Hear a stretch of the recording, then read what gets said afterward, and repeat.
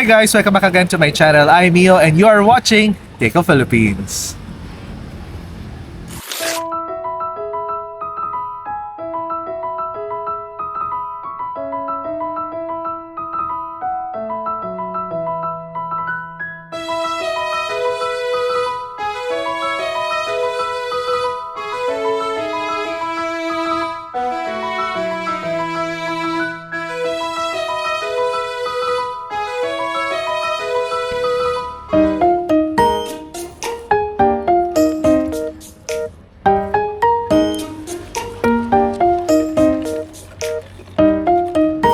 So, hi guys, nandito tayo ngayon sa Servus. Malapit lang siya sa may Puting Buhangin sa may San Juan, Batangas. So, dito lagi akong tumatambay for my daily caffeine fix.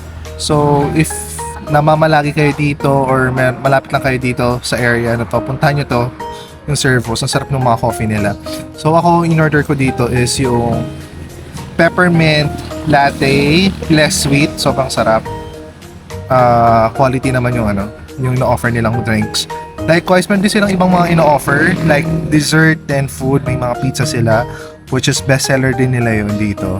And other meals like noodles, pasta, and sandwiches. So you should try this one. Punta kayo dito, guys. And another good thing pa dito sa Servos, guys, ganda ng ganda ng ambience kasi mapuno, madaming halaman, and talagang maaliwalas dito tuwing hapon. Sa umaga medyo mainit eh. Wait lang, may ambulance na dumaan. So yun nga, guys. So kaya I encourage na pumunta kayo dito kasi magandang siya. Hidden secret talaga. Hidden coffee shop talaga siya dito. Hindi mo agad mapapansin pero madami rin nakakaalam. Siguro yung mga local dito na alam nila about this one, pero yung mga tourist siguro hindi sila familiar pa, pero I would recommend talaga na puntahan nyo talaga dito yan kapag punta kayo ng Laia.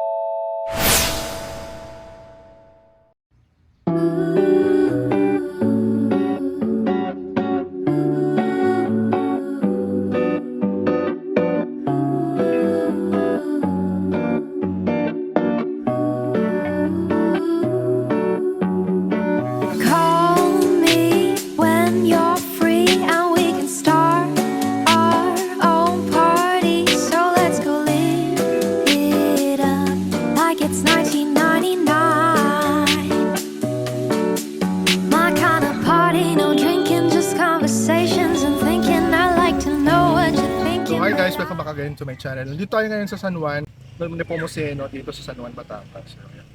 Kakagaling namin sa simbahan, bumili ako ng banana cue. Kaya tayo.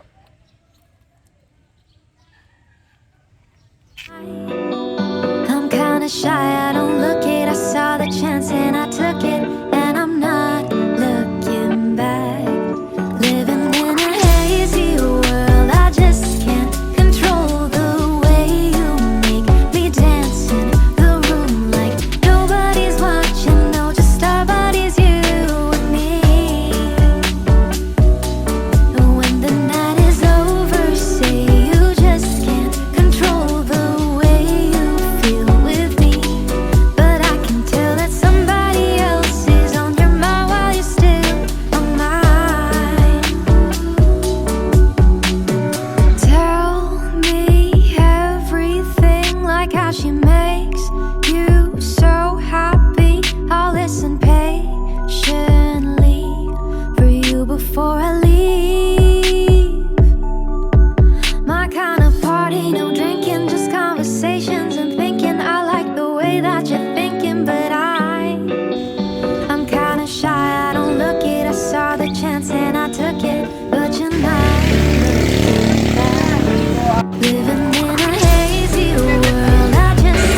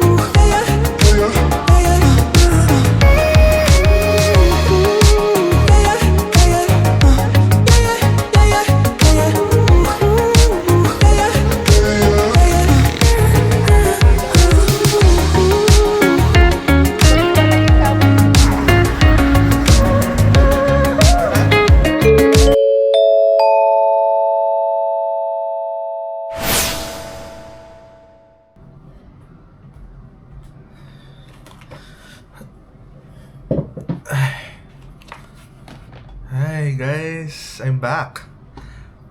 Ayun, wait lang ah.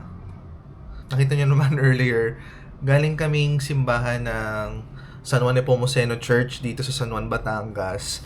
Nagbisita iglesia lang kami that time. Then afterwards, dumiretso na kami sa may Quezon Province, sa may, ano pa to? Lucena ba yun? Tama, pa-Lucena kami. So, dumaan kami sa Ecotourism Road. So, kaya during that time, nag-ano na rin kami. Nabili na rin kami ng mga gulay doon kasi sobrang mura ng mga tinda nila doon, guys. Season ngayon ng kamatis. Then, ayun nga, guys, namili ako ng mangga doon. 100 pesos lang. Then, yung mais, 100 pesos lang din. Sobrang mura, guys. Tapos, parang 7 na siya. 7 pieces na sweet corn. And then afterwards, dumaan din kami sa farm ng mga tawag dito? Farm ng mga kamatisan or mga kamatis. Kasi sobrang mura ng mga kamatis dito, like around 30 pesos per kilo. So namili na kami ng madami. Kasi gamit na gamit namin yan sa mga lutuin dito sa bahay. So ngayon guys, before we end our video, just wanted to share with you yung mga ganap ko ngayong Semana Santa. Actually, wala masyadong ganap eh. More on, more on, nagpahinga lang talaga ako from work. And wala naman masyadong gagalaan kasi syempre, di ba? Sarado yung mga gusto namin puntahan ng mga coffee shops and all. And also, nagtitipid din tayo sa gas. Kaya hindi rin ako masyadong nagaya na mag-road trip kasi nga nanghihinahin din ako sa gas kasi ang taas na ng gas ngayon guys dito, 132 na. Not sure kung bababa yung gas after nilang magkaroon ng advisory na pumapayag yung Iran na padaanin kami sa Strait of Hormuz, yung mga Philippine na oil na papunta dito. Pero ayun, I'm not sure. Pero let's see kung ano yung mga development nila. Kung na-release ko na to kasi panigurado hindi naman to ma-release agad by March or by April. Baka pa to, baka nasa queue pa to. Nasa queue pa. So share ko lang guys yung mga ganap ko sa buhay. So every time na nandito ako, medyo kasi wala naman ako masyadong ginagawa dito. Mahina internet. Pag mahina internet, nagdo-drawing lang talaga ako or nag-sketch. Hindi ako sobrang galing guys Hindi ko naman at ayoko rin i-flex na magaling ako. Yun nga lang, parang hobby ko na rin siya. Hobby ko na siya na na-enjoy ko kapag nandito ako. Parang nare-relax yung isipan ko. Tapos parang nare-release ko yung creativity ko. So ayan. So share ko lang yung mga bagong painting ko. Share ko muna yung mga dati kong painting. This is 2024 pa. Yan. Birds of Paradise. This one is isa sa mga unang painting ko. Kasi favorite kong flower to. Ayan. And then, this one. So, this one is Dapit Hapon. May ginawa rin ako nito doon sa wallet naman. Kaso lang wala. Hindi ko dala doon sa bahay. Ayan. Dapit Hapon. Ayan. Ito rin ginawa ko. And ito nakakatawa.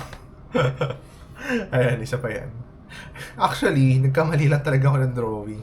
Gusto ko sana mag-drawing ng Pikachu kasi mahirap pala siya. Mahirap pala siya i-paint. So, ginawa ko na lang siyang abstract. So, I call it Psychedelic Pikachu. Ayan. Ayan.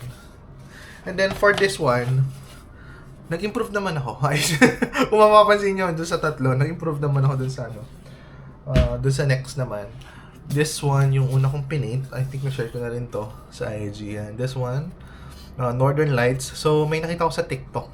Tapos, somehow, parang na-inspire ako. So, ginaya ko somehow yung way of pag-paint niya.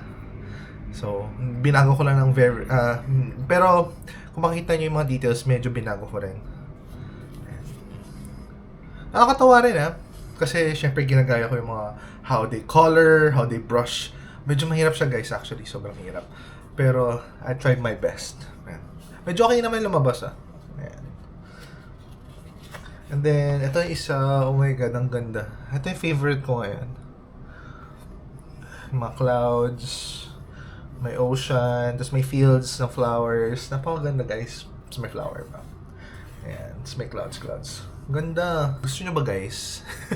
Binenta Ayan. Sabihan nyo lang ako kung gusto nyo. Pipaint ko kayo.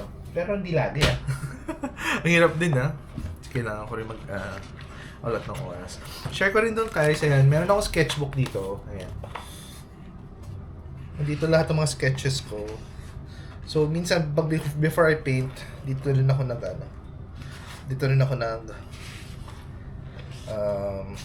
nagtatry. Ayan, ito yung mga, usually kasi yung mga ni-sketch ko yung mga personal na pagmamayari ko. Like yung bag ko, Birds of Paradise, gamit ko naman dito colored pencil. Ayan, pabango ko. Ano pa ba? Sunflower. Ayan, sunflower. Okay, yung Pikachu ko na anik-anik. Plushie. Nakakatuwa. Kabayo. Personal na thing ko rin to. So, ito siya guys actually. Ayan, nakadisplay siya dito. Ayan, ito siya. Ayan, ito yung, I think this is the last one na drawing ko last year. Or nung Pasko ata to. Nung Pasko to. Then nagstay ako dito ulit. Ayan. So, yun lang naman guys for now. And thank you so much sa pagsama sa akin ngayong Semana Santa quick break natin. Vacation dito sa Batangas. And uwi na rin kami after this week kasi may pasok na. So maraming salamat guys sa pagsuporta sa akin for this video, for this vlog. I'll see you on my next vlog. Again, I'm Mio and thank you so much for watching Take of Philippines. Ingat kayo!